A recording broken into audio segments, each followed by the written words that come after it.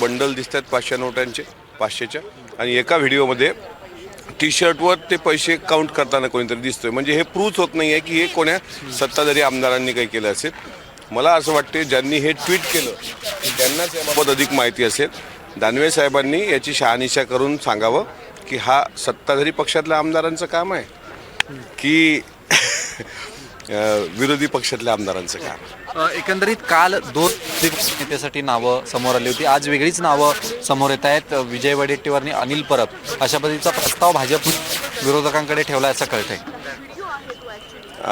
मी कालही तुमच्या चॅनलसमोर बोलताना हे म्हणालो होतो की दोघांमध्ये अजूनही एक वाक्यता नाही आहे, एक सूत्रता नाही आहे. काल सकाळपर्यंत कोणाचं नाव आलं होतं? भास्करराव जाधवांचं उबाटाकडून. दुसरं नाव कोणाचं आलं? आदित्य साहेबांचं. मग एका मुलाखतीमध्ये स्वतः भास्करराव जाधव म्हणतात की आदित्य साहेबांचं नाव येईल तर मी राजीनामा देणार त्यांच्यासाठी. आणखी सचिन आपल्या अनिल परब साहेबांचं पण नाव येते. त्यामुळे एकदा एक वाक्यता करा वरती सभागृहामध्ये. प्रस्ताव सगळे भाजप की आता आजी नावं आली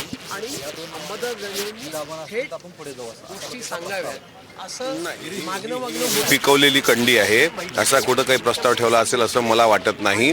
विरोधकांनी प्रस्ताव त्यांच्या नावाचा द्यायला पाहिजे. त्यावर अंतिम निर्णय मुख्यमंत्री आणि विधानसभा अध्यक्ष विधान परिषद सभापती घेतील. आमदार